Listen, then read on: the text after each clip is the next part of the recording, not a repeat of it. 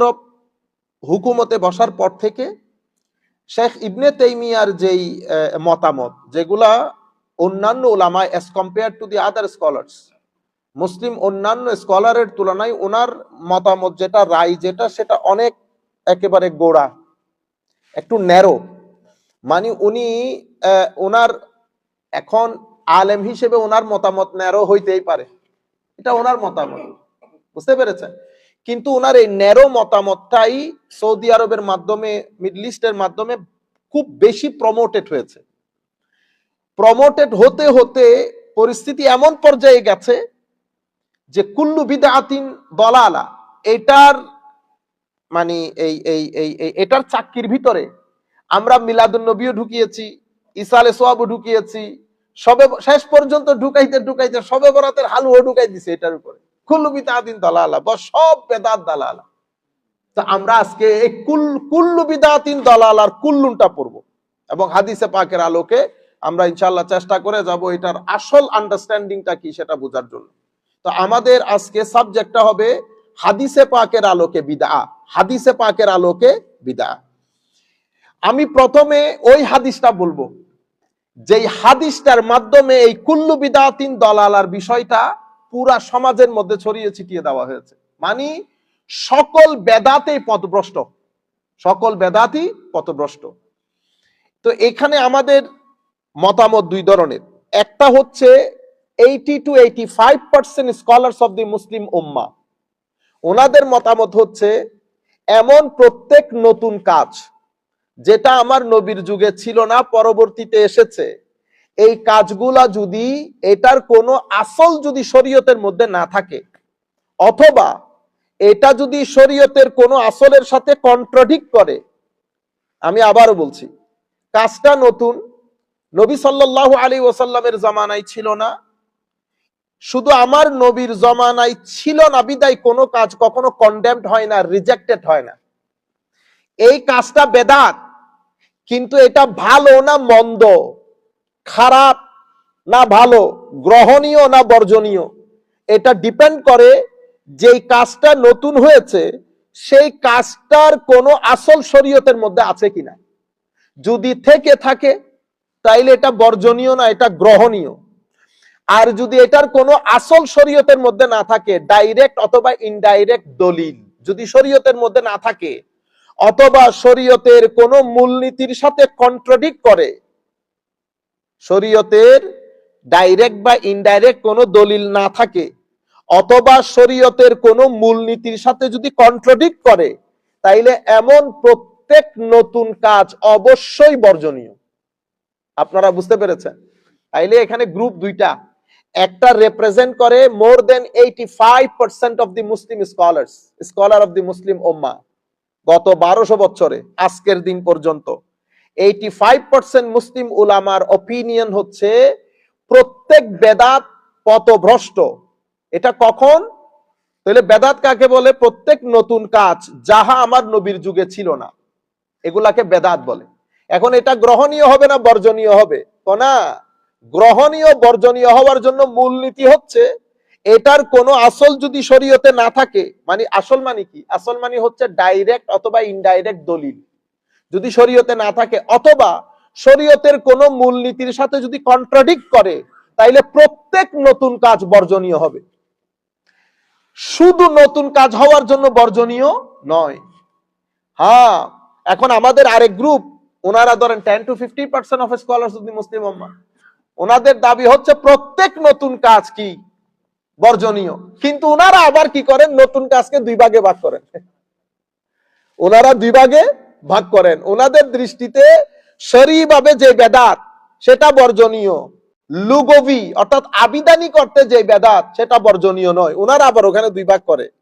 আমাদের এখানে 85% of the Muslim উম্মাহ, ওনারা আবার বেদাতকে দুই ভাগে ভাগ করেন। একটাকে বলে হাসানা, একটাকে বলে সাইয়্যিআ, একটাকে বলে মাহমুদা, আর একটাকে বলে মাজমুমা।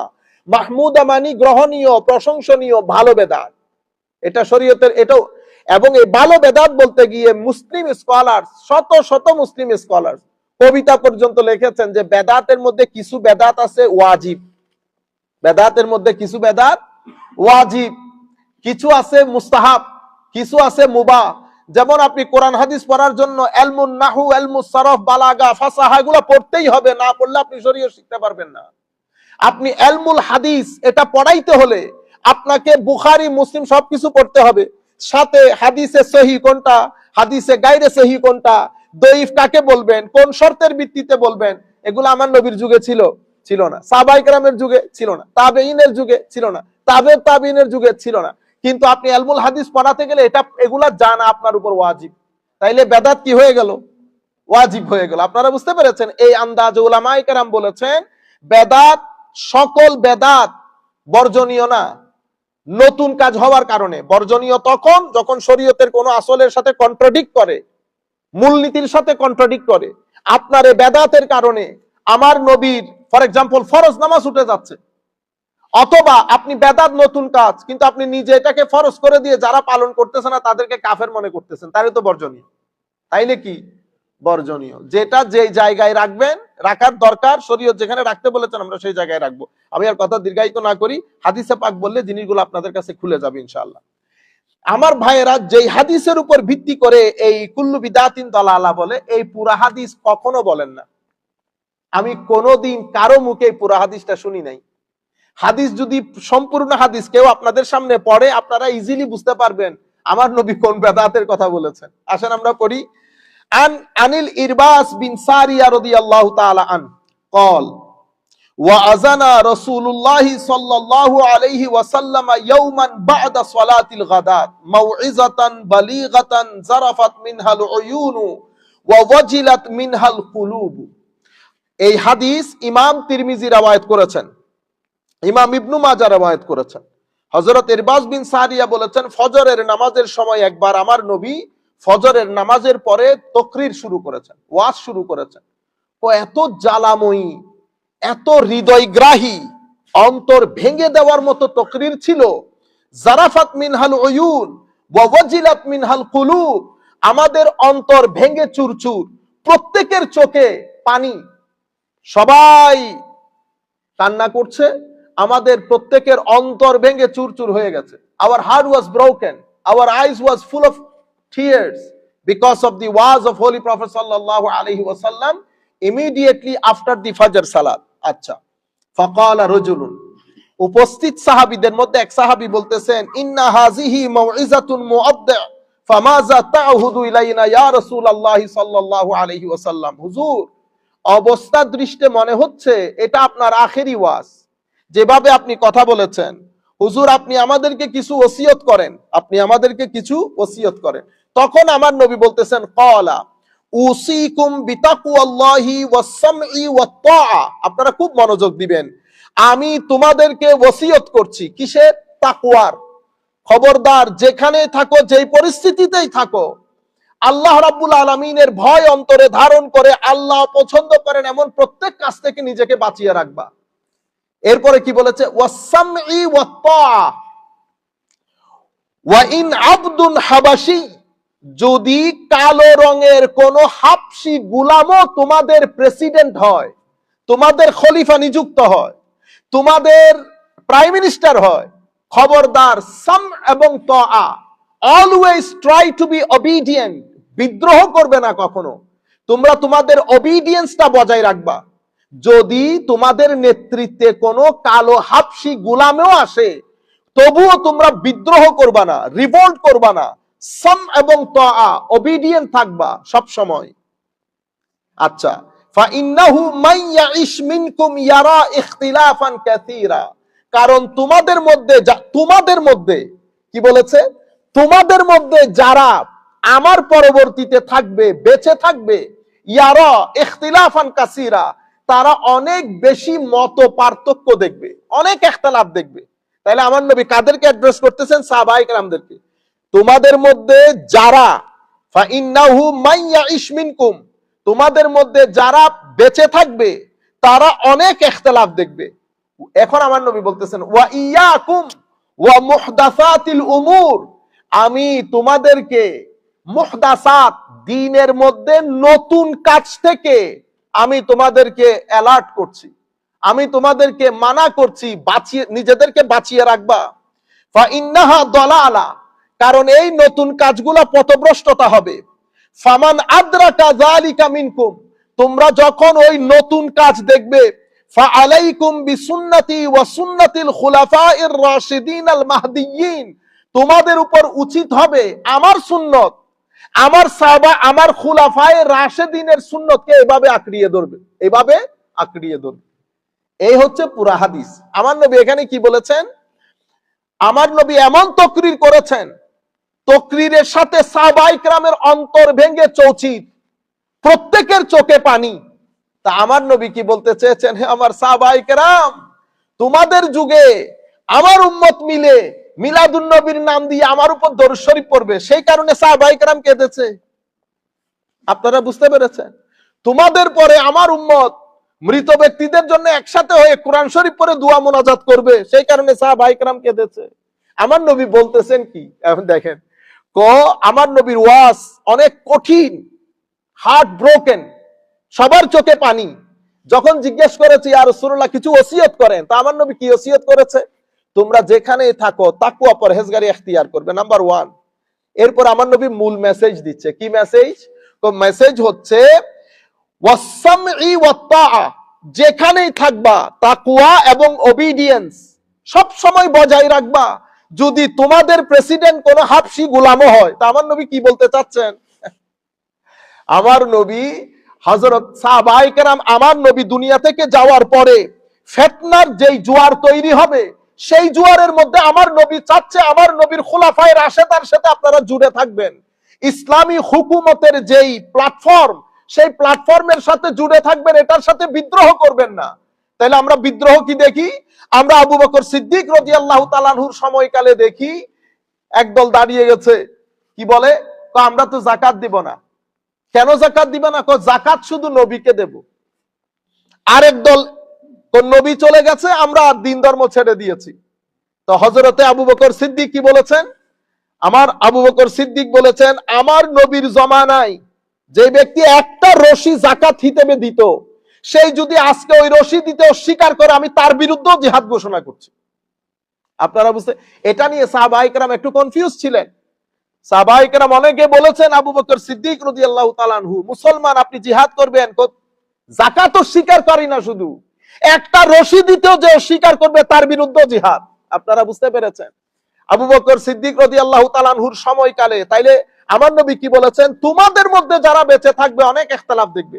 তাইলে প্রথমে যাকাত নিয়ে ইখতিলাফ হয়েছে, দিন ধর্ম ছাড়া শুরু করে, এটাকে বলে ইরতিদাদ ফিদ্দিন, দিন ধর্ম ছাড়া শুরু করেছে। এর পরবর্তীতে নবুয়ত দাবি করা শুরু হয়েছে বিভিন্ন অ্যাঙ্গেল থেকে। এটা আবু বকর সিদ্দিকের সময়। এরপরে ফারুকে আজম রাদিয়াল্লাহু তাআলা আনহুর সময় কিছুটা কন্ট্রোলে ছিল। ওসমানে গনি রাদিয়াল্লাহু তাআলা আনহুর সময় এটা এত এসকেলেট করেছে, এত এসকেলেট করেছে, খারেজি উদ্ভব হয়েছে। তারপরে মুসলমানদের সাহাবায়ে কেরামের মধ্যে, মুনাফিকদের মধ্যে কেউ হযরত উসমানের গ্রুপ বলে উসমানের পক্ষে চলে গেছে হযরত উসমান রাদিয়াল্লাহু তাআলা হত্যাকাণ্ডের পরে, কেউ হযরত আলীর পক্ষে। এভাবে মুসলমানদের মধ্যে অনেক যুদ্ধ বিগ্রহ হয়েছে না? তা আমার নবী কি বলেছেন? তোমরা আমাদের পরে যারা বেঁচে থাকবে, আমার পরে যদি কোনো হাবশি গোলামও তোমাদের খলিফা হয়, প্রেসিডেন্ট হয়, তোমরা খবরদার তাকওয়া, সাম এবং তাআ, ওবিডিয়েন্ট থাকবা। কখনো তোমরা হুকুমত থেকে আলাদা হবে না। তো আমার নবী এদিকে ইঙ্গিত দিয়েছেন। হযরত আলী রাদিয়াল্লাহু তাআলা আনহুর সময়কালে শেষ পর্যন্ত কারবালার প্রান্তর। তো আমার নবী সাল্লাল্লাহু আলাইহি ওয়াসাল্লাম আমাদেরকে যে বেদাতের দিকে ইঙ্গিত দিয়েছেন, যেটার কারণে ফজরের নামাজের পরে, আপনি তো হাদিস শরীফের সুরটা বুঝলেই হয়, যেটার কারণে ফজর নামাজের পরে আমার নবী জ্বালাময়ী বক্তব্য দিয়েছেন। অনেক হাদিসের মধ্যে আমার নবী বলেছেন, আজকে আমি ফিতনা পড়তে দেখেছি, যেভাবে বরসাত হয়, বারিশ হয়, সেভাবে আমার উম্মতের উপর ফিতনা পড়তে দেখেছি। আমার নবী এই ফিতনার কথা বলে আমাদের ঈদে মিলাদুন নবীর কথা বলছে। কি মনে হয় আপনাদের? আমার নবী মানে এটা বলতে চেয়েছে, হামাস সাহাবায়ে কেরাম, আই এম রিয়েলি স্যাড, আমার পরে আমার উম্মত মিলে নাত দরুদ পড়ে, আমার উপর দরুদ শরীফ পড়বে, আমার ইশকের কথা বলবে, সেই কারণে আমি খুব স্যাড। আমার নবী এটা বলতে চেয়েছেন? এটা তো আপনি হাদিসের সুর শুনলেই বোঝা যায় কি বলেছেন। আসেন, কুল্লু বিদআতিন দালালাতে আমি একটু পরে যাই। আমি আগে হাদিস শরীফগুলো একটু একটু করে পড়ি, যাতে আপনারা পুরো বেদাতের কনসেপ্টটা ক্লিয়ার হয়। আমরা যারা বিসমিল্লাহির রহমানির রহিম। তাইলে এখন তো এই হাদিসটা আমরা শুনেছি, তো আমাদের মধ্যে উম্মতে মুসলিমার মেজরিটি, একেবারে মেজরিটি, ইমাম শাফিঈ থেকে শুরু করে তাজউদ্দিন সুবকি, তকিউদ্দিন সুবকি থেকে শুরু করে আপনি আমাদের এশিয়ার মধ্যে আজকের দিন পর্যন্ত মেজরিটি, শাহ ওয়ালিউল্লাহ বলেন, শাহ আব্দুল হক মুহাদ্দিস দেহলভী বলেন, আব্দুল হাকিম মুহাদ্দিস দেহলভী বলেন, সবাই বেদাতকে কয় ভাগে ভাগ করেছে? দুই ভাগে। কোন হাদিসের উপর ভিত্তি করে? এই হাদিস, এখন যে হাদিস পড়বো সেই হাদিসের উপর ভিত্তি করে। আন আয়েশা, তাইলে প্রথম হাদিসটা ছিল তিরমিজি শরীফের রওয়ায়াত, ইবনু মাজাহ শরীফের রওয়ায়াত। এখন যে হাদিস পড়বে এটা মুসলিম শরীফের রওয়ায়াত। তাইলে হাদিসের 6টা কিতাবের মধ্যে মুসলিমের অবস্থান দ্বিতীয়, মুসলিমের অবস্থান দ্বিতীয়, বাকিগুলা মুসলিমের পরে। আন আয়েশা রাদিয়াল্লাহু তাআলা আনহা قالت كان رسول الله صلى الله عليه وسلم يكثر ان يقول قبل ان يموت سبحانك وبحمدك استغفرك واتوب اليك قالت قلت يا رسول الله ما هذه الكلمات التي أراك أحدثتها تقولها قال جعلت لي علامة في أمتي إذا رأيتها قلتها إذا جاء نصر الله والفتح إلى آخر السورة رواه المسلم। আমি যে হাদিসটা পড়তে চাচ্ছিলাম এটা একটু পরে আপনাদের সম্মুখে তুলে ধরবো ইনশাআল্লাহ। অর্থাৎ হযরত আয়েশা সিদ্দিকা বলতেছেন, ইয়া রাসূলুল্লাহ সাল্লাল্লাহু আলাইহি ওয়াসাল্লাম, আমার নবী এই দুনিয়া থেকে যাওয়ার আগে যখন আমার নবী গ্রিন সিগন্যাল পেয়ে গেছেন, ইজা জা নাসরুল্লাহি ওয়াল ফাতহু, এই সূরার মাধ্যমে যে আমার নবী বেশি দিন আর দুনিয়াতে থাকবেন না, তো আমার নবী এই দোয়াটা বেশি বেশি পড়তেন, সুবহানাকা ওয়া বিহামদিকা আস্তাগফিরুকা ওয়া আতুবু ইলাইক, সুবহানাকা ওয়া বিহামদিকা আস্তাগফিরুকা ওয়া আতুবু ইলাইক। আপনারাও পড়বেন সব সময়, সুবহানাকা ওয়া বিহামদিকা আস্তাগফিরুকা ওয়া আতুবু ইলাইক। তো আমার নবী হযরত আয়েশা সিদ্দিকা বলতেছেন, ইয়া রাসূলুল্লাহ, হায় হায় হুজুর, মা হাযিহিল কালিমাত আল্লাতী আরাকা আহদাসতাহা, হুজুর আপনি এটা এই কালিমাতগুলো কেন পড়েন? হঠাৎ করে দেখি নতুন কালিমা, আহদাসতাহা, বেদাত, মানে আগে পড়তেন না, এখন থেকে শুরু করেছেন। হুজুর হঠাৎ করে এই নতুন কথাগুলা কেন শুরু করেছেন? নতুন কথাগুলা কেন শুরু করেছেন? আমার নবী জবাব দিয়েছেন, হায় জুইলাত লি আলামা ফি উম্মতি ইজা রাআইতুহা কুলতুহা ইজা জাআ নাসরুল্লাহি ওয়াল ফাত। অর্থাৎ আমার নবী ইঙ্গিত দিয়েছেন, আমাকে ইনডাইরেক্ট গ্রিন সিগন্যাল দেওয়া হয়েছে ইজা জাআ নাসরুল্লাহি ওয়াল ফাতহুর মাধ্যমে আমার চলে যাওয়ার, সেই কারণে আমি এই কালিমাতগুলা বেশি বেশি পড়ি। এর পরবর্তীতে আচ্ছা, আন মুজাহিদ ক্বালা দাখালতু আনা ওয়া উরওয়াতু ইবনু জুবাইর আল মাসজিদা। হযরতে মুজাহিদ বলতেছেন যে আমি এবং উরওয়া ইবনু জুবাইর মসজিদে নববীর মধ্যে ঢুকেছি। উরওয়া ইবনে জুবাইর হচ্ছেন হযরত আয়েশা সিদ্দিকা রাদিয়াল্লাহু তাআলা আনহার ভাগিনা, ভাঞ্জা, ভাগিনা। তো আমি এবং উরওয়া ইবনে জুবাইর মসজিদের ভিতরে ঢুকেছি। ফাইজা আব্দুল্লাহ ইবনে উমর রাদিয়াল্লাহু আনহু জালিসুন ইলা হুজরাতে আয়েশা রাদিয়াল্লাহু তাআলা আনহা। আমরা দেখলাম আব্দুল্লাহ ইবনে উমর রাদিয়াল্লাহু তাআলা আনহু বাইরে হযরত আয়েশা সিদ্দিকার হুজরার মধ্যে এভাবে হেলান দিয়ে বসে আছেন। হায় হায়। ওয়া ইজা নাসুন ইউসাল্লুনা ফিল মসজিদ, কিছু সাহাবী মসজিদে নববীর ভিতরে নামাজ আদায় করতেছে। ওয়া ইজা নাসুন ইউসাল্লুনা ফিল মসজিদে সালাতাদ দুহা, চাশতের নামাজ বলি না, কিছু সাহাবী মসজিদের ভিতরে সালাতুদ দুহা পড়তেছে। ক্বালা ফাসাআলনাহু আন সালাতিহিম, আমরা আব্দুল্লাহ ইবনে ওমরকে জিজ্ঞেস করলাম তাদের নামাজের ব্যাপারে। কিসের নামাজ? কিসের নামাজ? হযরত আব্দুল্লাহ ইবনে ওমর জবাব দিয়েছেন, বিদআতুন, বেদাত। মুত্তাফাকুন আলাই, এটা বুখারী শরীফে এসেছে, এটা মুসলিম শরীফে এসেছে। তাইলে হযরতে বেদাতের অ্যাপ্লিকেশন, বেদাতের ইউজ আমি জানবো বেশি না সাহাবায়ে কেরাম জানবেন?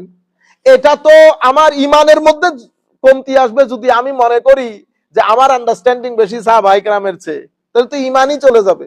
বুঝতে পেরেছেন? তাহলে আব্দুল্লাহ ইবনে ওমর এটা কমন সাহাবী না। আব্দুল্লাহ ইবনে ওমর আমার নবীর যেই সমস্ত সাহাবায়ে কেরাম ইন্টেলেকচুয়াল পর্যায়ের ছিলেন, সেই সমস্ত সাহাবায়ে কেরামের মধ্যে অন্যতম ফারুক আজমের বেটা ওমর ইবনুল খাত্তাব রাদিয়াল্লাহু তাআলা আনহুর বেটা আব্দুল্লাহ। তো উনি বলতে, ওনাকে যখন জিজ্ঞেস করা হয়েছে ইনারা মানে সালাতুদ দুহা মসজিদে পড়তেছে কেন, এর তো ঘরে পড়ার কথা, তো উনি জবাব দিয়েছেন বিদআ, বেদাত, মানে বেদাতে হাসানা, এখন আপনি কুল্লু বিদাতিন বলে যদি বেদাত মানে এটা পদভ্রষ্টতা বলেন, তো সাহাবায়ে কেরাম পদভ্রষ্টতা করেছে, ইন্না লিল্লাহি ওয়া ইন্না ইলাইহি রাজিউন। তাইলে সাহাবা হযরত আব্দুল্লাহ ইবনে ওমর বলছেন সিম্পল কথা, বিদআ। তো বিদআ দিয়ে আমরা কি এখন আমরা কি উদ্দেশ্য করব? বিদআ মানি বিদআতে হাসানা, বিদআতে মাহমুদা, বিদআতে মাকবুলা। কাজ নতুন, আমার নবীর যুগে আমার নবী করেন নাই, কিন্তু গ্রহণযোগ্য ভালো জিনিস। আপনারা জানেন কোরআনে পাকের ক্ষেত্রে, আচ্ছা আরেকটা হাদিস পড়ে ফেলি। আন জারির বিন আব্দুল্লাহ, এই হাদিসটা অসংখ্য জায়গায় অনেক আন্দাজে এসেছে, আমি শুধু একটা আপনাদের সম্মুখে তুলে ধরি। ইমাম মুসলিম রওয়ায়াত করেছেন, ইমাম নাসাই রওয়ায়াত করেছেন, ইমাম ইবনু মাজাহ রওয়ায়াত করেছেন।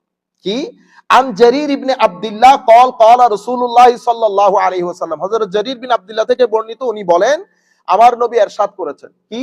মান সান্না ফিল ইসলামে সুন্নাতান হাসানাতান ফালাহু আজরুহা। যেই ব্যক্তি ইসলামের মধ্যে একটা তরিকার উদ্ভব করলো, একটা নিয়ম, একটা সিস্টেম, একটা নিয়ম, একটা ভালো একটা তরিকা, ভালো একটা কোনো কিছু ইসলামের মধ্যে ইনভেন্ট করলো, the one who invent a good thing in Islam, ফালাহু আজরুহা, তার জন্য প্রতিদান রয়েছে, তার জন্য প্রতিদান রয়েছে। ওয়া আজরুন মান আমিলা বাদাহু, শুধু সেই ইনভেন্ট করার কারণে তার জন্য প্রতিদান না, পরবর্তীতে এটা যারা আমল করবে তাদের জন্য প্রতিদান রয়েছে। ঠিক আছে? আচ্ছা, মিন গায়রি আইয়ুনকাসা মিন উজুরিহিম শাই, আল্লাহ যখন পরবর্তীতে আসা যারা আমল করবে তাদেরকে প্রতিদান দেবে, তো প্রথম জন থেকে প্রতিদান কাটবে না। প্রথম জন ইনভেন্ট করার কারণে তার প্রতিদান তাকে দেবে, পরবর্তী যারা আমল করবে তাদের প্রতিদান তাদেরকে দেবে। ওয়ামান সান্না সুন্নাতান ফিল ইসলামে ওয়ামান সান্না ফিল ইসলামে সুন্নাতান সাইয়্যাতান ফালাহু ভিজরুহা ওয়া ভিজরুন মান আমিলা বিহা। যারা ইসলামের মধ্যে একটা খারাপ কাজ গোড়াপত্তন করলো, those who invent a bad thing in Islam, তাদের জন্য কি রয়েছে? ভিজরুহা, এটা আমি তাদেরকে ধরবো, তাদের জন্য এটার প্রতিদান আছে। ওয়া ভিজরুন মান আমিলা বিহা, যারা এই কাজ এই আমল করে করে পরবর্তীতে গুনাহ কামাই করবে তাদেরকেও কি দেওয়া হবে? তারাও ধরপাও করবে। আপনি অ্যাপস করলেন, একটা অ্যাপস, একজনে অ্যাপস বানিয়েছে কোরআন শরীফ to make it easier for people to recite the holy Quran. So you inventing an apps, this is a good thing in Islam, but apps was not in practice in the time of Holy Prophet sallallahu alaihi wasallam. Definitely আপনারা বুঝতে পেরেছেন, apps so far away, text of the Quran, the Quranic text that we recite right now, it was not in practice, it was not in the time of Holy Prophet sallallahu alaihi wasallam, because the Quran that we are reading, reciting at this moment, it was compiled by Hazrat Abu Bakr Siddiq radiyallahu ta'ala anhu, and it was completed by Usman Ghani radiyallahu ta'ala anhu. Tahole, so if you do apps, for example, Quran, to make it easier for the people, you will have reward. এবং আমি যখন ওই apps থেকে কোরআন শরীফ পড়বো, আমি এটার সওয়াব পাবো। আপনারা বুঝতে পেরেছেন? তাইলে আমার নবী কি বলেছেন? মান সান্না ফিল ইসলামে সুন্নাতান হাসানা ওয়া মান সান্না ফিল ইসলামে সুন্নাতান সাইয়্যা। তো একটাকে বলেছে সুন্নতে হাসানা, একটাকে বলে সুন্নতে সাইয়্যা, ভালো সুন্নত, খারাপ সুন্নত। এখন আপনি বলবেন এটা তো সুন্নতে রাসূলের কথা বলা হয়েছে। ওই হই হই হই, সুন্নতে রাসূলকে আবার খারাপ হয় নাকি? সুন্নতে রাসূল যদি হয় না, এখানে সুন্নত শব্দটা এটাকে বলে লুগবি, আবিধানিক অর্থে ব্যবহৃত হয়েছে, শরীয়তের অর্থে না। তো সান্না মানে হচ্ছে নতুন তরিকা উদ্ভব করা। তো যেই ব্যক্তি ইসলামের মধ্যে একটা ভালো তরিকা উদ্ভব করলো, সেটার সওয়াব পাবে। যারা এটার উপর আমল করবে তাদেরকে আল্লাহ সওয়াব দেবে। যারা একটা খারাপ জিনিস ইনভেন্ট করলো তাদের জন্য ভিজরুন আছে, প্রতিদান আছে।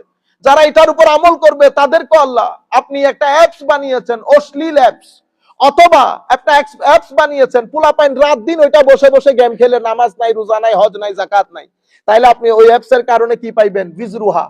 যারা এটার উপর এই কাজ করে করে নামাজ পড়া থেকে বিরত থাকবে, তারাও এটার কি পাবে? প্রতিদান পাবে। এটা হাদিসে রাসূল। এই হাদিসের উপর ভিত্তি করে উলামায়ে উম্মত বেদাতকে দুই ভাগে ভাগ করেছেন। বেদাতকে কয় ভাগে ভাগ করেছেন? দুই ভাগে, বেদাতে হাসানা, বেদাতে সাইয়্যা। তাহলে এটা হাদিস শরীফের শব্দ। আমি উলামায়ে কেরামের দৃষ্টি আকর্ষণ করব, ওনারা যখন এই তাকসিম করেছেন, ডিভিশন করেছেন, তাইলে বিদাতে হাসানা, বিদাতে সাইয়্যা, এটা তো হাদিসে পাকের মাধ্যমে করেছেন। কারণ হাদিসে পাকের মধ্যে আমার নবী শব্দ ইউজ করেছেন সুন্নাহ হাসানা, সুন্নতে সাইয়্যা। এটার উপর ভিত্তি করে ইমাম শাফিঈ রাদিয়াল্লাহু তাআলা আনহু বলেছেন যে বিদআতে হাসানা, বিদআতে মাহমুদা, বিদআতে মাজমুমা। বিদআত যেটা আমার নবীর জমানায় ছিল না, সেটা সেই কারণে বিদআত। বাট এটা যদি ভালো হয়ে থাকে মাহমুদা, এটা যদি মন্দ হয়ে থাকে মাজমুমা। তো ভালো কোনটা মন্দ কোনটা? ভালো সেটা যেটা শরীয়তের মধ্যে দলিল আছে, যেটার আসল আছে। মন্দ কোনটা? সেটা যেটা শরীয়তের মধ্যে ডাইরেক্ট ইনডাইরেক্ট কোনো আসল নাই, এবং যেটা শরীয়তের মূলনীতির সাথে কন্ট্রাডিক্ট করে, এবং যেটা মুসলিম উম্মার মধ্যে ফিতনা সৃষ্টি করে, স্বাভাবিকভাবে এটা মাজমুমা হবে। তো এই হাদিসের উপর ভিত্তি করে তাইলে আমরা বেদাতের ইস্তেমাল কোথায় পেয়েছি? আমরা প্রথম মুত্তাফাকুন আলাই হাদিস, সেই হাদিসের মধ্যে আব্দুল্লাহ ইবনে ওমর একেবারে ক্লিয়ার কাট বলেছেন বিদআ। তাহলে কুল্লু বিদআ দালালা হলে এটা আমরা কোথায় নিয়ে যাব? তাইলে আব্দুল্লাহ ইবনে ওমর রাদিয়াল্লাহু তাআলা আনহু, সাহাবায়ে কেরাম বসা মসজিদে নববীর মধ্যে উনারা সালাতুদ দুহা পড়ছেন, কেউ তো উঠে বাধা দেন নাই। তাইলে বোঝা যাচ্ছে আমার আন্ডারস্ট্যান্ডিং আর তাদের আন্ডারস্ট্যান্ডিং এর মধ্যে ফারাক ছিল, তাদের আন্ডারস্ট্যান্ডিং এর মধ্যে ফারাক আছে। আর এই হাদিস তো এটা ইমাম মুসলিম, নাসাই, তিরমিজি সবাই বর্ণনা করেছেন, মান সান্না সুন্নাতান হাসানাতান ফিল ইসলাম। আচ্ছা, এটা 2 নম্বর হাদিস। আমি আপনাদেরকে 3 নম্বরের একটা হাদিস বলি। আন আব্দুর রহমান ইবনে আব্দুল কারি আন্নাহু قال خرجت مع عمر بن الخطاب رضي الله عنه ليلة في رمضان إلى المسجد فإذا الناس أوزاع متفرقون يصلي الرجل لنفسه ويصلي الرجل فيصلي بصلاته الرهط. فقال عمر إني أرى لو جمعت هؤلاء على قارئ واحد لكان أمثل. ثم عزم فجمعهم على أبي بن كعب. ثم خرجت معه ليلة أخرى والناس يصلون بصلاة قارئهم. قال عمر نعمة البدعة هذه. হযরতে আব্দুর রহমান বিন আব্দুল কারি এই হাদিস ইমাম বুখারী রওয়ায়াত করেছেন, ইমাম মালিক রওয়ায়াত করেছেন, আরো অসংখ্য মুহাদ্দিসিন বর্ণনা করেছেন। হযরত আব্দুর রহমান আব্দুল কারি বলছেন, আমি ওমর ইবনুল খাত্তাবের সাথে রমজান শরীফে মসজিদের দিকে গেলাম, মাহে রমাদান ছিল। মসজিদে নববীর মধ্যে গিয়ে দেখি ফাইজা নাসুন আউজাউনা মুতাফাররিকুন ইউসাল্লি রাজুল লিনাফসিহি ওয়া ইউসাল্লি রাজুল ফায়ুসাল্লি বিসলাতিহি রাহ। আমি দেখলাম মসজিদে নববীর ভিতরে কেউ একা একা নামাজ পড়ছে সালাতু তারাবি, আর কেউ 2-4 জন মিলে এক ইমামের পিছনে পড়তেছে। মুতাফাররিকুন মানে কেউ স্প্লিট আপ, কেউ এখানে কেউ এখানে কেউ এখানে। ফারুক আজম রাদিয়াল্লাহু তাআলা এটা দেখার পরে বলতেছেন, লাউ ইন্নী আরা লাউ জামাতু হাউলাই আলা কারিন ওয়াহিদিন লাকানা আমসাল। আমি যদি এদের সবাইকে এক ইমামের পেছনে দাঁড় করিয়ে দেই, এটা খুব সুন্দর হবে, এটা খুব সুন্দর হবে। সুম্মা আজামা, অতঃপর উনি ডিসিশন নিয়ে ফেলেছেন যে উনি এদের সবাইকে কি করবেন, এক ইমামের পেছনে দাঁড় করিয়ে সালাতু তারাবি পড়াবেন। ফাজামাহুম আলা উবাই ইবনে কাব।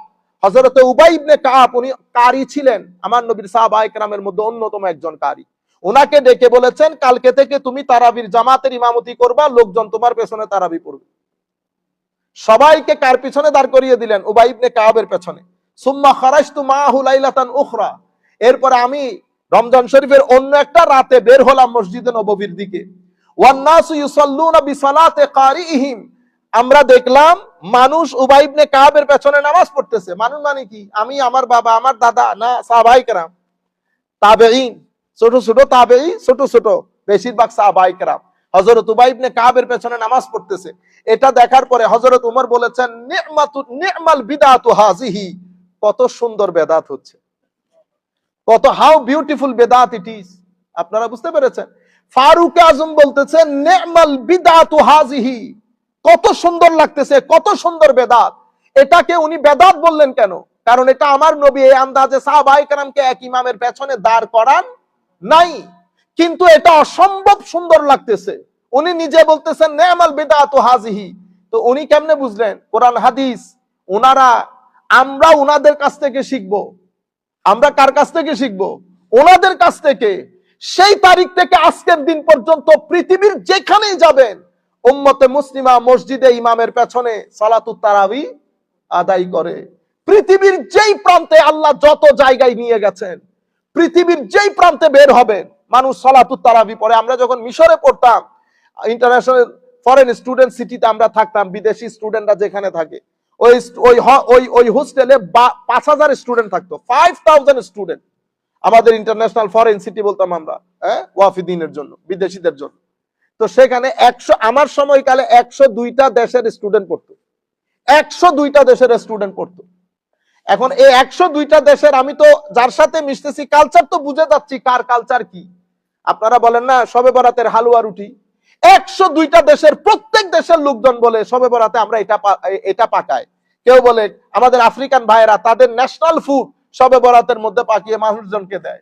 ঈদে মিলাদুন নবী সাল্লাল্লাহু আলাইহি ওয়াসাল্লামের জুলুসের ব্যাপারে, মিলাদুন নবীর আদায়ের ব্যাপারে উম্মতে মুসলিমার ঘরে ঘরে জিনিসগুলো ছড়িয়ে ছিটিয়ে গেছে। আপনারা বুঝতে পেরেছেন, কোনোদিন এগুলা নিয়ে কোনো ফিতনা হয় না। হ্যাঁ, যারা যে সমস্ত উলামারা কিছু কিছু বিষয় নিয়ে ডিসএগ্রিমেন্ট করেছে, এটা এলমের মধ্যে সীমাবদ্ধ ছিল, এটা আমাদের মাথার উপর।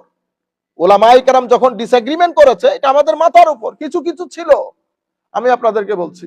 তাহলে সেই যুগ থেকে এই যুগ পর্যন্ত কুল কায়নাতের মুসলমান আজকে পর্যন্ত 20 রাকাত তারাবি আদায় করে, 20 রাকাত তারাবি এক ইমামের পেছনে আদায় করে এবং সবে কদরের দিনে এই তারাবি শেষ করে। আপনারা বুঝতে পেরেছেন? তাহলে এই জায়গার মধ্যে ফারুক আজম বলতেছেন নি'মাল বিদআতু হাযিহি। তা আমরা এখন এই কুল্লু বিদআতিন দালালাকে কোথায় নিয়ে যাব? আসেন আমরা এই কুল্লুনটাকে পড়ার আগে আরেকটা হাদিস আমরা পড়ে ফেলি, কোন হাদিস যাতে বাদ না যায়। যেমন আমার নবী সাল্লাল্লাহু আলাইহি ওয়াসাল্লাম ইরশাদ করেছেন, এটা মুত্তাফাকুন আলাই, বুখারী মুসলিম শরীফের riwayat। আন আয়েশা রাদিয়াল্লাহু তাআলা আনহা قالت قال رسول الله صلى الله عليه وسلم মান আহদাসা ফি আমরিনা হাযা মা লাইসা মিনহু ফাহুয়া রাদ, অথবা মা লাইসা ফিহি ফাহুয়া রাদ। এটা বুখারী মুসলিম শরীফের riwayat। আমার নবী কি বলেছেন? আমার নবী বলেছেন মান আহদাসা, যেই ব্যক্তি ইনোভেট করলো, ইনভেন্ট করলো, আবিষ্কার করলো নতুন কিছু আমার ধর্মে, ফি আমরিনা হাযা, আমার এই ধর্মে, মা লাইসা ফিহি অথবা মা লাইসা মিনহু, দুই ধরনের riwayat এসেছে। যেই ব্যক্তি আমার ধর্মে নতুন কিছু আবিষ্কার করলো যাহা এই ধর্মের মধ্যে নাই, ফাহুয়া রাদ, এটা মরদুদ।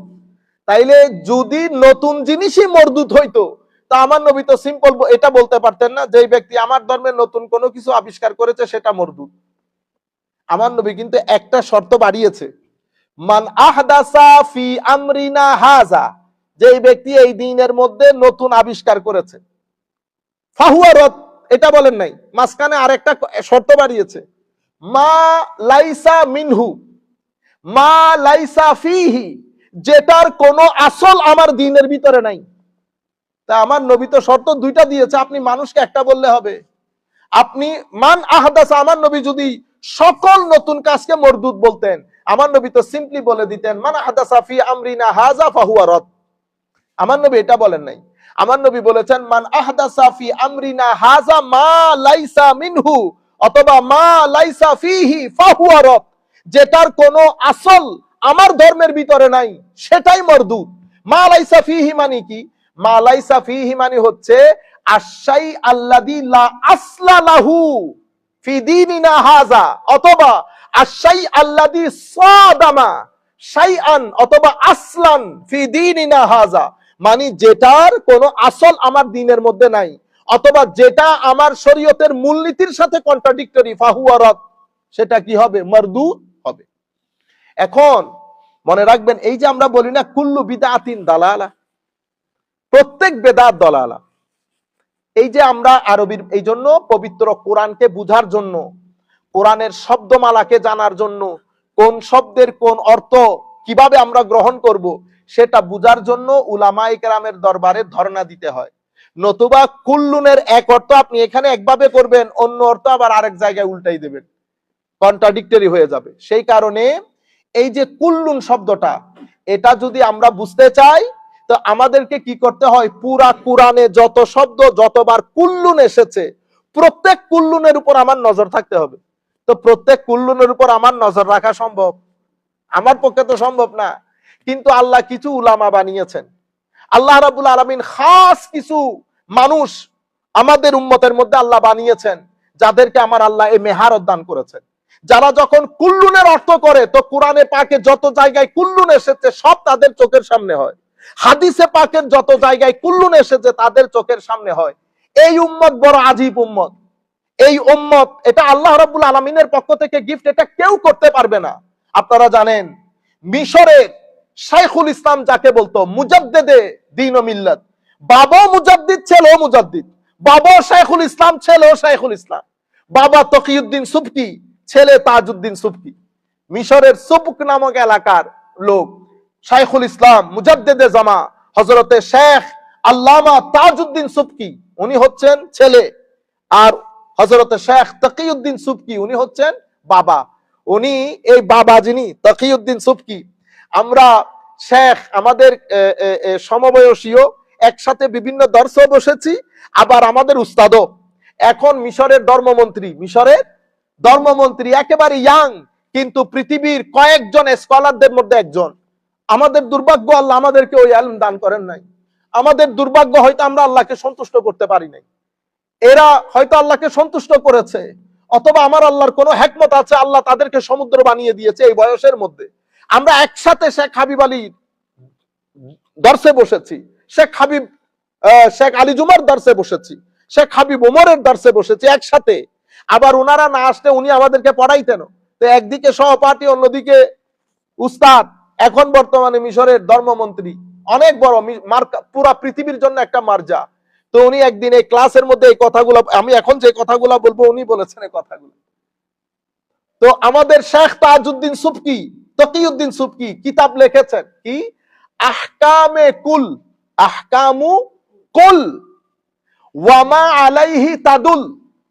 কিতাবের নাম কি? আহকামু কুল ওয়ামা আলাইহি তাদুল। মানে কোরআনে পাক এবং হাদিসের মধ্যে কুল শব্দটি যত জায়গায় ব্যবহৃত হয়েছে, ওই ব্যবহার প্রকৃতি নিয়ে উনি একটি মূলনীতি তৈরি করেছেন। মূলনীতি করে বলেছেন কুল শব্দটি কোন জায়গায় কোন অর্থে ব্যবহৃত হবে। আপনারা বুঝতে পেরেছেন? আচ্ছা, এর আগে ইমাম করাফি উনি লিখেছেন কি, উনার কিতাবের নাম আল মনজুম ফিল খুসুস ওয়াল উমুম। আল মনজুম ফিল খুসুস ওয়াল উমুম মানে আরবির মধ্যে আমরা উসুলের ক্ষেত্রে ব্যবহার করি আম এবং খাস। আম খাস না আমরাও বুঝি, আমরা বলি না আপনি কি দাওয়াত কি আম ভাবে সবাইকে দিচ্ছেন, আপনি বলতেছেন জি হুজুর, আবার বলতেছেন না হুজুর সবাইকে না, খাস। বুঝতে পেরেছেন? তো এটাকে আমরা বলি উমুম এবং খুসুস, মানে একটা হচ্ছে সবার জন্য ইন জেনারেল, আর একটা হচ্ছে স্পেসিফিক। তো কোরআনের শব্দবাণীর মধ্যে কিছু শব্দ জেনারেল আর কিছু শব্দ স্পেসিফিক। কিন্তু কুল্লুন শব্দটা, কুল্লুন এটা যদিও জেনারেল শব্দ, কুল্লুন মানে সব, কিন্তু সব জায়গায় সব অর্থে ব্যবহৃত হয় না। যেমন আমার নবীর উপর নাজিল হয়েছে ইন্নান নাসা কাদ জামাউ লাকুম ফাখশাউহুম ফাযাদাহুম ঈমানা। বলা হচ্ছে ইন্নান নাসা কাদ জামাউ লাকুম, মক্কার মানুষ সবাই আপনার বিরুদ্ধে একত্রিত হয়ে গেছে। তো জঙ্গে বদরের মধ্যে কয়জন আসছে যুদ্ধ করার জন্য? পুরা মক্কাবাসী সবাই চলে এসছে। তো সব সময় সবাই মানি সবাই হয়, সবাই মানি সবাই হয় না।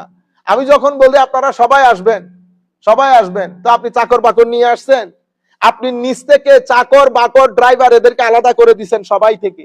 তা আমি তো সবাইকে বলছি। তো বাংলার মধ্যে সবাই সবাই না, আরবির মধ্যে এরকম সব না।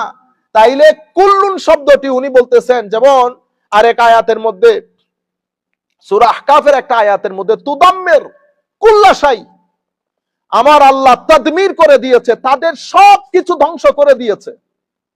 কিন্তু মুসলমানদের গড়গুলাকে, যারা ওই নবীর সাথে ছিল তাদের গড়গুলাকে বাঁচিয়ে রেখেছে। ওমা সব ধ্বংস করার পর আবার কিন্তু থাকে কেমনে? সব ধ্বংস মানে কি? বাস খতম। কিন্তু আবার বলতেছে ইল্লা, তো সবের পরে আবার ইল্লা আসে কেমনে? না, এই সব না, এই সব না। তো এই জন্য আমি আজকে সকালবেলা পড়তেছিলাম ছেলেদেরকে পড়ানোর জন্য ওই কিতাবটা যেটা বলতেছি আহকাম কুল, এটা 116 পৃষ্ঠার কিতাব। শুধু কুল্লুন দিয়ে কোরআন শরীফের আর আয়াত বাকি রাখে নাই। যত জায়গায় কুল্লুন শব্দটি এসেছে, শুধু এই কাজটা কেন করেছে জানেন? এই কুল্লু বিদআতিন দলালা বোঝানোর জন্য। আপনারা বুঝতে পেরেছেন? এই পর্যায়ের কাজ উলামায়ে কেরাম করেছেন। 116 পৃষ্ঠার এই কাজ উনি করে গেছেন উম্মতে মুসলিমার জন্য। যাই হোক, তো আমি আপনাদেরকে বলতে চাচ্ছিলাম, তো এখানে কুল্লু বিদাতিন দালালা মানে কি হবে? কুল্লুনের পরে কিছু জিনিস উজ্জ আছে। কি উজ্জ? কুল্লুন ওই কুল যেটা কোরআন শরীফ হাদিস শরীফের মূলনীতির সাথে মুসাদামা তথা কন্ট্রাডিক্টরি, অথবা যেটার কোনো আসল না, আল্লাযী লা আসলা লাহু, অথবা আল্লাযী সাদামা আসলান শারঈয়ান ফি দীনিনা হাযা, অর্থাৎ আমাদের দ্বীনের মূলনীতির সাথে কন্ট্রাডিক্টরি হবে, অথবা এটার কোনো আসল শরীয়তের মধ্যে থাকবে না, এটা মজমুম, এটা বর্জনীয়, এটা ছেড়ে দিতে হবে। কিন্তু যেটার আসল আছে ডাইরেক্টলি অথবা ইনডাইরেক্টলি, অথবা হাদিসে পাকের মধ্যে, যেটা শরীয়তের মূলনীতির সাথে মুসাদামা করে না, সেটা গ্রহণীয়। সেই কারণে উলামায়ে উম্মত এই তাবত রিওয়ায়াতের উপর ভিত্তি করে বেদাতকে দুই ভাগে ভাগ করেছে: বেদাতে হাসানা, বেদাতে সাইয়্যিআ। ভালো বেদাত এবং মন্দ বেদাত, ভালো বেদাত এবং মন্দ বেদাত। যেভাবে হযরতে ফারুক আযম রাদিয়াল্লাহু তাআলা আনহু বলেছেন নি'মাল বিদআ, যেভাবে হযরতে আব্দুল্লাহ ইবনে ওমর রাদিয়াল্লাহু তাআলা আনহু বলেছেন আল বিদআ, সালাতুদ দুহার ক্ষেত্রে বলেছেন বিদআ। এভাবে এই সমস্ত আয়াতের উপর ভিত্তি করে উম্মতে মুসলিমা সেই তারিখ থেকে আজকের তারিখ পর্যন্ত বেদাতকে দুই ভাগে ভাগ করেছে। যারা বেদাতকে দুই ভাগে ভাগ করতে চান না, অর্থাৎ সব বেদাতকে এভাবে বেদাত মনে করে, ওনারাও কিন্তু বেদাতকে দুই ভাগে ভাগ করে। কারণ বেদাতকে দুই ভাগে ভাগ করা বাদে কোনো গত্যন্তর নাই, কোনো গত্যন্তর নাই। এখন আমরা যখন বলি যে আপনি যে যদি বেদাত গ্রহণ না করেন, তো আমার নবী সাল্লাল্লাহু আলাইহি ওয়াসাল্লামের জমানায় সবাই তো উটের পিঠে গাদার পিঠে করে হজে যাইতো, তো আপনি যে এখন প্লেনে করে চলে যান, ওনারা বলেন না না না, এটা তো বিদাতে লুগবি, বিদাতে লুগবি। তো এটা আপনারা কিভাবে করলেন? কারণ কুল্লুনের পরে তো কুল্লুন খতম, এবং লুগবি কো বলতেছেন কেন? তো যেখানে যেখানে আপনি আটকে যাচ্ছেন সেখানে সেখানে আপনি লুগবি বলে কি করে দিচ্ছেন? চালাই দিতেছেন। তো এই কারণে এই ধরনের মতামত আছে, বাট উম্মতে মুসলিমা এটাকে গ্রহণ করেন নাই সেই যুগ থেকে আজকের যুগ পর্যন্ত। আমি প্রথম হাদিসের মাধ্যমে আমার নবী কি বুঝাতে চেয়েছেন সেটা আপনাদেরকে বুঝিয়েছি। আমার নবী ফজরের নামাজের পরে যে জ্বালাময়ী বক্তব্য দেওয়া এবং সরকারের সাথে জুড়ে থাকা, সরকার প্রধান হাবশি হলেও এটার বিরুদ্ধে বিদ্রোহ না করে সামতা এবং তাকওয়া অবলম্বন করা, তো আমার নবী বোঝা যায় না আমার নবী কি বলতে চাচ্ছেন? আমার নবী রাষ্ট্রের মধ্যে খারেজিয়তের ব্যাপারে আমার নবী তো বলতে চাচ্ছেন খারেজি হইও না, খারেজিদের মতো হযরত আলী রাদিয়াল্লাহু তাআলা আনহুর সাথে বিদ্রোহ করে আলাদা রাষ্ট্রে চলে যাও। আমার নবী তো এদিকে ইঙ্গিত দিয়েছেন যে এই খারেজিরা আমার সাহাবায়ে কেরামকে হত্যা করবে, জবাই করবে, হযরত আলী রাদিয়াল্লাহু তাআলা আনহুর জামানায় যুদ্ধ বিগ্রহ করবে, এরা কোরআন নিয়ে মাঠে নামবে, এরা কোরআন হযরত আলীর বিরুদ্ধে ফতোয়া দেবে, উসমানে আমার হযরত ইমামে হুসাইনকে শহীদ করবে। আমার নবী ইঙ্গিত দিচ্ছে খারেজিয়তের দিকে, আপনি এটারে টেনে নিয়ে আসছেন ঈদে মিলাদুন নবীতে। হইল নি কথা? তাহলে আমার নবী সাহাবায়ে কেরামকে কাঁদাইছেন আমি যে নাচ করতেছি সেই জন্য, আমি তালা আল বদরু আলাইনা পরে আমার নবীর জন্য কাঁদতেছি। আমার নবী এদিকে ইশারা দিচ্ছেন যে সাইফুল আজম আজহারী সাহেব সে আখেরি জামানায় এসে আমার নাচ পরে পরে কেঁদে আমার উম্মতের মধ্যে ফিতনা করবে। আমার নবী ওই দিন বেদাতের কথা বলে আমার দিকে ইশারা দিয়েছেন। লা হাওলা ওয়ালা কুওয়াতা ইল্লা বিল্লাহিল। ইনশাআল্লাহ কিয়ামতের ময়দানে ফয়সালা হয়ে যাবে। দুধ কাঁদ কিয়ামতের ময়দান পর্যন্ত যেতে হয় না, এটা মওতের আগে ফয়সালা হয়ে যায়। আমার নবীর শানে উল্টা পাল্টা করবেন, চেহারা বিকৃত হয়ে যাবে, যেটা আমি সবসময় বলে আসতেছি, চেহারা বিকৃত হয়ে যাবে। কত বড় বড় আলেম, হোটেলগুলা কত সুন্দর, ওয়েটার কত সুন্দর, কিন্তু মৌলবী যে 4-5 জনকে বসাইছেন একটা চেহারাও দেখা যায় না। এরকম হবে কেন? আমাদের দাঁড়িয়েলা মানুষগুলারে দেখেন তো, এগুলারে দেখলে চেহারার ভিতরে তো নূর বাসতেছে। আমাদের এই সাধারণ মুসল্লির কথা বলতেছি, কিন্তু এই মৌলবীগুলা 4-5টা মৌলবী একসাথে বসছে, হোটেলের ওয়েটারের চেহারাও কত সুন্দর, কিন্তু তাদের চেহারাগুলো এত বিদঘুটে হওয়ার কারণ কি বুঝে আসে না? উম্মতে মুসলিমার এত দূরে যেতে হয় না তো। আপনারা বুঝতে পেরেছেন, সব দুধ কা দুধ পানি কা পানি হয়ে যাবে। আমরা গুনাহগার, কোনো সন্দেহ নাই, আমাদের মতো গুনাহগার হয়তো আল্লাহর জমিনেও নাই, কিন্তু এই জায়গার মধ্যে দুধ কা দুধ পানি কা পানি হয়ে যাবে সবকিছু আল্লাহ পাকের মেহেরবানিতে। আমি শুধু আবার এই পরবর্তীতে এটা সুযোগ পাই না পাই, হায়াতের কোনো ঠিক ঠিকানা নেই। আমি এই ক্ষেত্রে হয়তো আপনারা বলবেন যে কোরআন শরীফের আয়াত, আমার শেখ, আমি যার ছাত্র হুজুর সৈয়দী শাইখুল ইসলাম প্রফেসর ডক্টর মোহাম্মদ তাহারুল কাদরী, কোরআন শরীফের এই আয়াতটা উনি সিরিয়ার মধ্যে বড় বড় উলামা ইকরামের মজলিস, আল্লামা কিত্তানির মতো আলেমরাও মজলিসের, উনার নাতিও মজলিসে বসা, উনি এই আয়াতটা পড়েছেন বিদাতের কোরআনের দলিল। সমস্ত উলামারা অবাক হয়ে গেছে যে আমরা আমাদের জীবনে কোরআন শরীফের এই দলিল কখনো বেদাতের ক্ষেত্রে আমরা আমাদের মাথায়ও নাই, এটা আপনি কেমনে পাইলেন? আপনারা বুঝতে পেরেছেন, এটা হচ্ছে সূরা হাদীদের 27 নম্বর আয়াত। ওয়াকাফাইনা সুম্মা কাফাইনা আলা আসারিহিম বিরুসুলিনা ওয়াকাফাইনা বিঈসা ইবনে মারইয়াম ওয়াজআলনা ফি কুলুবিল লাযিনা ইত্তাবাউহু রাফা। নবীদের আগমনের ধারাবাহিকতায় হযরতে ঈসা আলাইহিস সালাম এসেছেন। ওয়াজআলনা ফি কুলুবিল লাযিনা ইত্তাবাউহু রাফা, যারা হযরত ঈসা আলাইহিস সালামের অনুসরণকারী ছিল আমি তাদের অন্তরের ভিতরে মহব্বত দান করেছি একজন আরেকজনের জন্য, রাফা দান করেছি। ওয়া আতাইনাহুল ইনজিল, আমি হযরত ঈসাকে ইনজিল দান করেছি। ওয়া রাহমা, রহমত দান করেছি। ওয়া রাহবানিয়াতান ইবতাদাউহা, হযরত ঈসা যাওয়ার পরে হযরত ঈসার উম্মতরা ওই যে রাহবানিয়া বলে না, রাহবানিয়া, রাহবানিয়া মানে বিয়ে শাদী না করে সমাজ সংসার থেকে পৃথক হয়ে আল্লাহর ইবাদতে মশগুল থাকা, এটাকে কি বলে? রাহবানিয়া। আপনারা বুঝতে পেরেছেন? বিয়ে শাদী সমাজ সংসার সবকিছু থেকে বিরত থেকে আল্লাহর ইবাদতে মশগুল থাকা। হযরত ঈসা আলাইহিস সালাম যাওয়ার পরে ঈসা আলাইহিস সালামের উম্মতরা এটা নিজেদের জন্য কি করে নিয়েছে? ওয়া রাহবানিয়াতান ইবতাদাউহা, এটা বেদাতটা তারাই জারি করেছে। ইবতাদাউহা মানে এই রাহবানিয়ত ঈসা আলাইহিস সালাম বলেন নাই, ঈসা আলাইহিস সালাম শরীয়তের মধ্যে এটা বলেন নাই, এটা ঈসা আলাইহিস সালামের যারা ফলোয়ার তারা ঈসা আলাইহিস সালাম যাওয়ার পরে এই বেদাত তারাই জারি করেছে। আচ্ছা, এরপরে কি? মা কাতাবনাহা আলাইহিম, আমার আল্লাহ বলছেন আমি এটা তাদের উপর ফরজ করি নাই, এটা তারা নিজেরা বানিয়ে নিয়েছে। হায় হায়।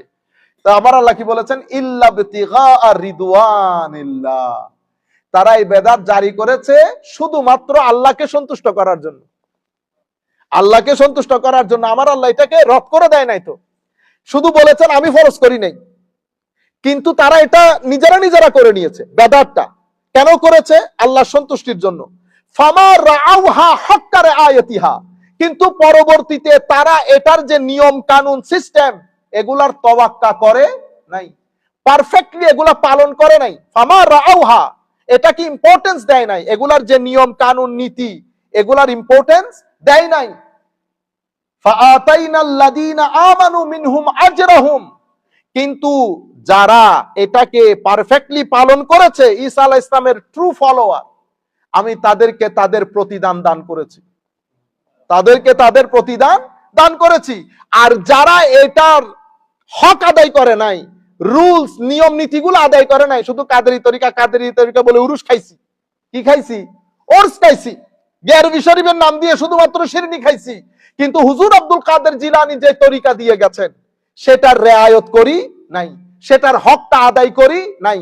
না মুজাহাদা, না মুশাহাদা, না আমাদের তাকওয়া, না পরহেজগারি, না আমাদের সবর, না তাফাক্কুর, না তাওয়াক্কুল, না তাশাক্কুর, না আখলাকে হাসানা, যে উসুলগুলা উনি দিয়ে গেছেন এটা আমার আল্লাহ ফরজ করেন নাই, দিয়ে গেছেন রিদওয়ানুল্লাহ, আল্লাহ সন্তুষ্টির জন্য। আমি পরবর্তীতে মুরিদগিরি করছি, আমার আওহা হাক্কারে আয়াতিহা, আমি আমার উপর দেওয়া তরিকতের কোন শিক্ষা নিজের জীবনে বাস্তবায়ন করি নাই, আমি গুন্ডামি শিখেছি। তা আমার আল্লাহ কি বলেছেন? ফাআতাইনাল্লাযিনা আমানু, যারা সত্যিকার অর্থে এটার নিয়ম নীতি পালন করেছে আমি তাদেরকে তাদের প্রতিদান দিয়েছি। ওয়া কাসীরুম মিনহুম ফাসিকুন, বেশিরভাগ ফাসিক, এগুলার নিয়ম নীতি পালন করে নাই। আল্লাহ এই জায়গার মধ্যে এই আয়াতের মধ্যে বেদাতকে কন্ডেম করে নাই। আমার আল্লাহ তো বলতে পারতেন যে এটা তারা নিজেরা বেদাত জারি করেছে, এটা কন্ডেম, এটা অবৈধ, এটা সব ফিস্ক ফুজুর বলে নাই। আমার আল্লাহ বলেছেন মা কাতাবনাহা আলাইহিম, আমি এটা তাদের উপর ফরজ করি না, এটা তারা নিজেরা করেছে।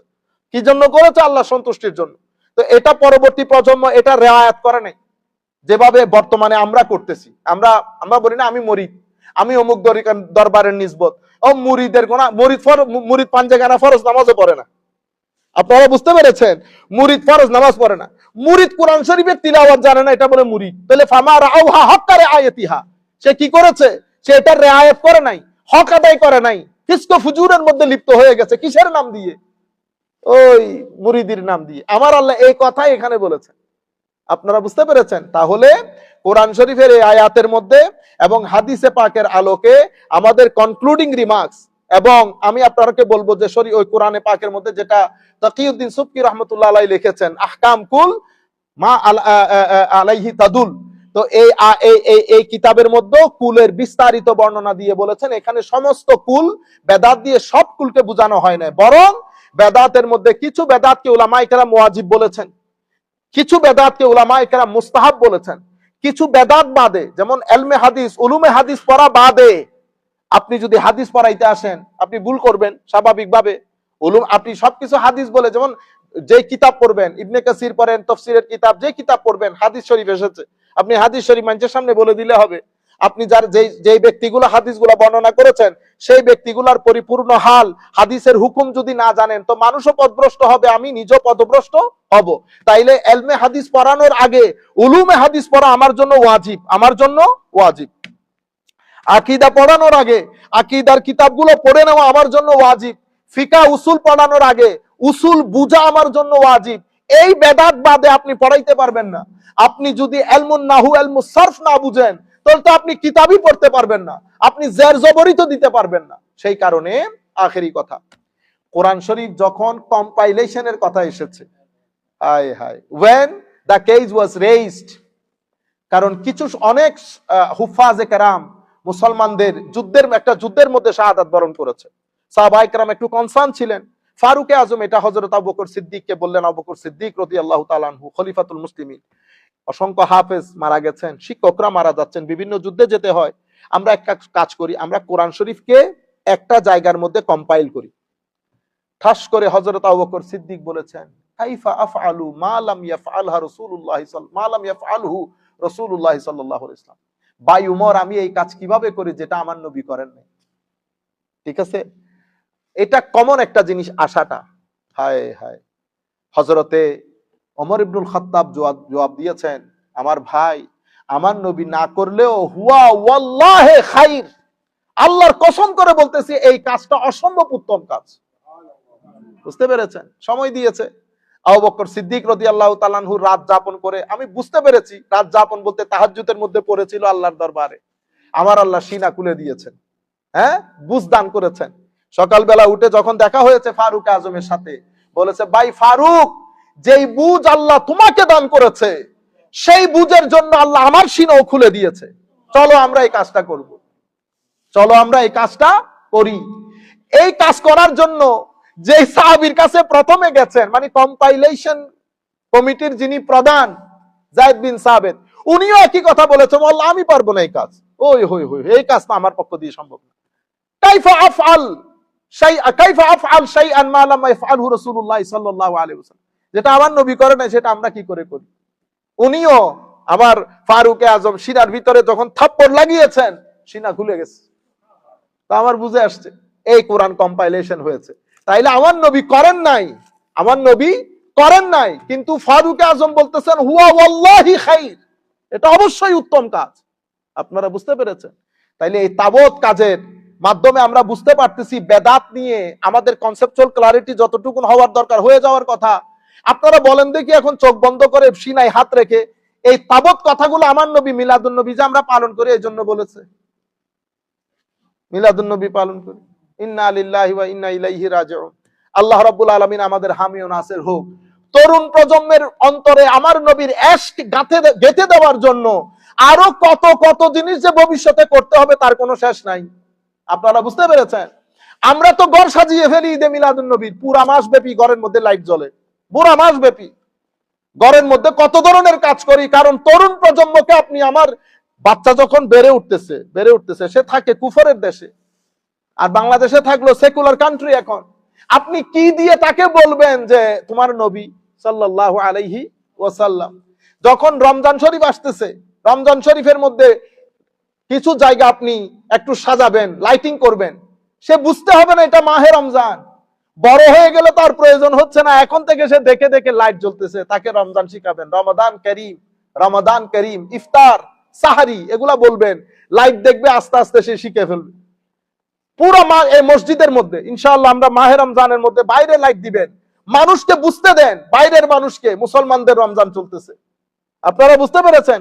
এই ভিতরে লাইট দিলে আমার নবীর জমানায় ছিল না, চিকেন ফ্রাই খাওয়ার সময় মনে ছিল না, চিকেন ফ্রাই যে খাইছেন, কাচ্চি বিরিয়ানি খাইয়া যে ঢেকুর তুলছেন, আমার নবীর জীবনেও কাচ্চি বিরিয়ানি খাই নাই।